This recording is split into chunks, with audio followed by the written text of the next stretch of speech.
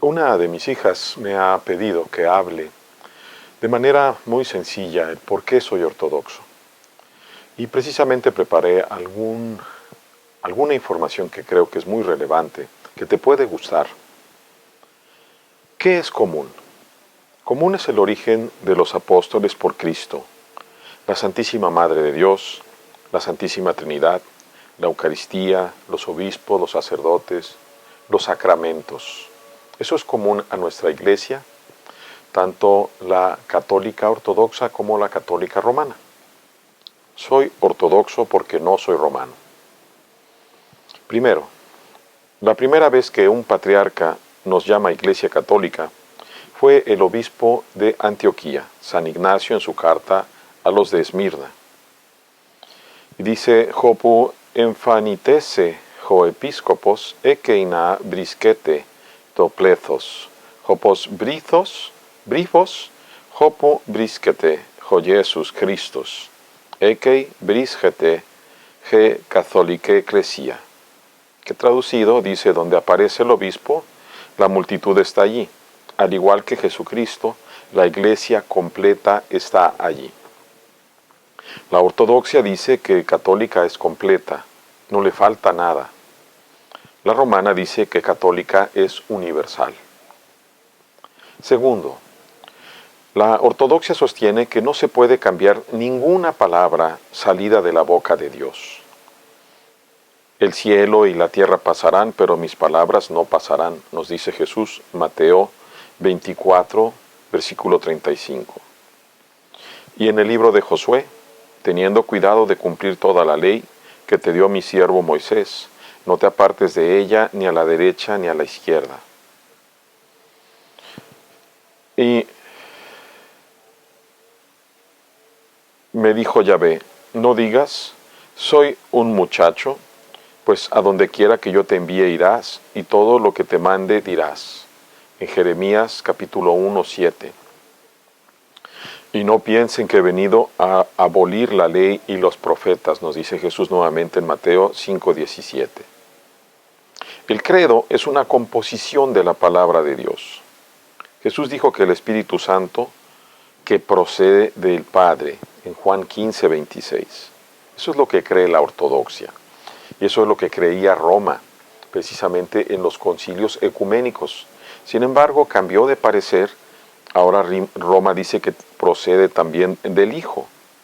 Querer cambiar o corregir a Dios es inaceptable para la Iglesia ortodoxa. Tercero, Jesús fundó su Iglesia en 12 apóstoles. Subió al monte y llamó a los que Él quiso, y vinieron donde Él. Instituyó 12 para que estuvieran con Él y para enviarlos a predicar. Dice el Evangelio de Marcos, capítulo 3, versículo 13. Ellos fundaron 5 sedes apostólicas: Jerusalén, Antioquía, Roma, Alejandría y Constantinopla. Jesús nunca nombró ningún apóstol como jefe de otros. Dice el Evangelio: entre ellos hubo también un altercado sobre quién de ellos parecía ser el mayor. Él les dijo: los reyes de las naciones las dominan como señores absolutos, y los que ejercen el poder sobre ellas se hacen llamar bienhechores. Pero no así entre ustedes, que el mayor entre ustedes sea como el más joven, y el que gobierna como el que sirve. Dice el Evangelio de San Lucas, capítulo 22, versículo 24.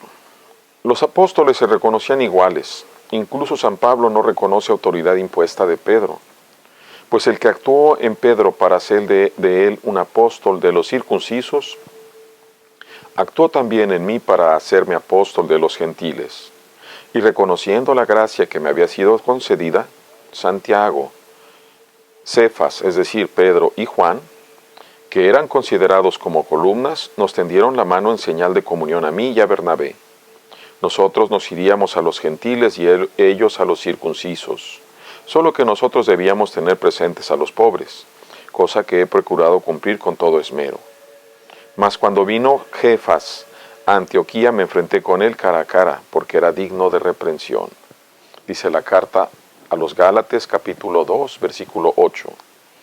Además llamó a 10 hombres casados y solo a 2 solteros de esos 12. Es pues necesario que el obispo sea irreprensible, casado una sola vez, sobrio, sensato, educado, hospitalario, apto para enseñar, ni bebedor ni violento, sino moderado, enemigo de pendencias, desprendido del dinero, que gobierne bien su propia casa y mantenga sumisos a sus hijos con toda dignidad. Pues si alguno no es capaz de gobernar su propia casa, ¿cómo podrá cuidar de la iglesia de Dios? Dice la primera carta a Timoteo, capítulo 3, versículo 2. Y es claro que se refiere a una esposa diferente a la iglesia, como presumen. La ortodoxia, incluso Roma, aceptó esto durante 1054 años. Roma reclama ahora ser jefe de todos y a corregir a Cristo con el celibato. Cuarto, la señal de la cruz es el credo abreviado desde tiempos apostólicos. ¿Cómo es la señal de la cruz desde los tiempos? Antes no había libros, eran muy caros. Entonces, con tu mano se juntaban 3 dedos, así como los ves, 3, el Padre, el Hijo y el Espíritu Santo. Si ustedes cierran su mano y hacen esto, es muy natural. Están los 3 y verdadero Dios, verdadero hombre, en el seno, este es el seno, la parte de la mano,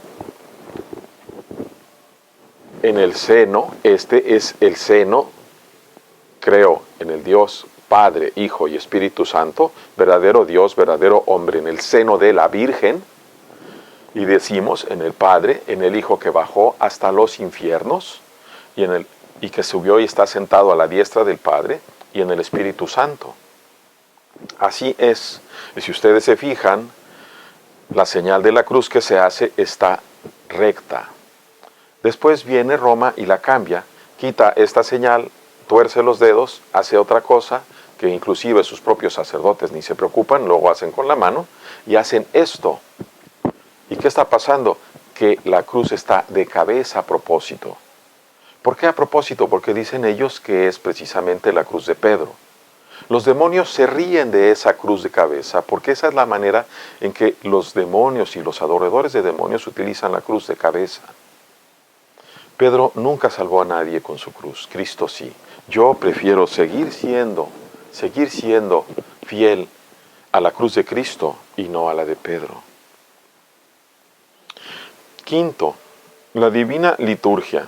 El santo obispo Santiago, el hermano del Señor, fue el primer obispo de Jerusalén, primera sede apostólica, y él elaboró una liturgia que permanece hasta ahora. Está totalmente basada en la Sagrada Escritura, no son inventos de nadie. Posteriormente, San Basilio Magno y San Juan Crisóstomo recopilaron una cada uno. La ampliaron básicamente igual con toda palabra de la Sagrada Escritura. También hay una divina liturgia del obispo de Roma. Estas liturgias duran generalmente entre 90 y 120 minutos cada una, y se trata que siempre sean cantadas. Esta tradición permanece en la ortodoxia, donde se reconoce que la liturgia es la obra del sacerdote Jesucristo, que se hace presente en quien Él ha llamado, el sacerdote ordenado, para ofrecer el sacrificio del cuerpo y sangre del Señor al Dios uno y trino. Desde hace casi 1700 años no ha cambiado nada. Roma introdujo la liturgia protestante en el Vaticano II, y ya no le llama liturgia, sino le llama misa, que es la última palabra en latín, ite, misa est. Vayan, son enviados. Además recortaron a su libre albedrío y cambiaron las oraciones y frases. Y ahora las misas, hay misas hasta de 20 minutos. Quitaron la costumbre apostólica de celebrar sobre reliquias de santos y de orientar los templos. ¿Cómo es posible que alguien piense que puede hablar con otro dándole la espalda y todavía con Dios? Sexto, ¿tiene el Espíritu Santo el sacerdote? Dicho esto, sopló sobre ellos y les dijo, reciban el Espíritu Santo. Evangelio de San Juan, capítulo 20, 22. ¿Qué pasa si somos pecadores obstinados aún siendo sacerdotes? De la impureza de tu inmoralidad he querido purificarte, pero tú no has dejado purificar de tu impureza. Dice Ezequiel, capítulo 24, 13. La presencia del Espíritu purifica si se lo permitimos, pero también lo podemos hacer ineficaz por medio de nuestra libertad en esta vida. como consecuencia de nuestros pecados obstinados. No descuides la gracia que está en ti, que te fue dada por medio de la profecía con la imposición de las manos de los presbíteros. Le escribe San Pablo a Timoteo en la primera de Timoteo, capítulo 4, versículo 14. Y el Espíritu Santo permanecerá con nosotros en tanto avancemos en obediencia. Y lo podemos perder, cuando nos obstinamos en el pecado, cuando en nuestro corazón hemos abandonado a Dios. Doble mal ha hecho mi pueblo, a mí me dejaron manantial de aguas vivas, para hacerse cisternas agrietadas que el agua no contienen, no retienen, dice Jeremías, capítulo 2, versículo 13. Y San Pablo habla de vasos, pues él mismo, Dios que dijo, de las tinieblas brille la luz, ha hecho brillar la luz en nuestros corazones para irradiar el conocimiento de la gloria de Dios que está en la faz de Cristo. Pero llevamos este tesoro en recipientes de barro para que aparezca que una fuerza tan extraordinaria es de Dios y no de nosotros, dice la segunda de Corintios capítulo 4 versículo 6. Y se puede perder el Espíritu Santo. No se nos da de manera ontológica, sino que es libre. El viento sopla donde quiere y oye su voz, pero no sabes de dónde viene ni a dónde va. Así es todo el que nace del Espíritu, dice el propio Señor en el Evangelio de Juan, capítulo 3, versículo 8. Para nosotros el don del Espíritu es un huésped y dador de bienes. Todo aquel que pretende cambiar o acomodar la palabra a su propia conveniencia, todo aquel que prefiere hacer el mal se separa de la vid, sea quien sea, y deja de dar frutos, especialmente cualquier sacramento que es obra directa de Dios Trino. En última instancia, si no se arrepiente será arrojado al infierno. Vendrá el Señor de aquel siervo el día que no espera, y en el momento en que no sabe, lo partirá por la mitad y le señalará su suerte entre los hipócritas. Ahí será el llanto y el rechinar de dientes, dice el Señor Mateo 24, 50. Aunque pretenda ser un sacerdote, y para los sacerdotes la exigencia es mucho mayor que para los laicos. Aquel siervo que conociendo la voluntad de su Señor no ha preparado nada, ni ha obrado conforme a su voluntad, recibirá muchos azotes. El que no la conoce y hace cosas dignas de azotes recibirá pocos. A quien se le dio mucho, se le reclamará mucho, y a quien se le confió mucho, se le pedirá más, dice San Lucas, capítulo 12, versículo 47. Roma, en cambio, dice que reciben el Espíritu Santo definitivamente, eso quiere decir ontológicamente. Si eso fuera cierto, serían otros dioses, pero además no podrían seguir pecando ni ser libres, sino que estarían supeditados a la voluntad del Espíritu Santo, cosa que es fácil demostrar que no es cierto. Basta ver a los miles de víctimas de abuso sexual a manos de sacerdotes. 7. Jesús dijo, lo mismo que el sarmiento no puede dar fruto por sí mismo, si no permanece en la vid, así tampoco vosotros si no permanecéis en mí. Yo soy la vid, ustedes los sarmientos. El que permanece en mí y yo en él, ese da mucho fruto, porque separados de mí no pueden nada.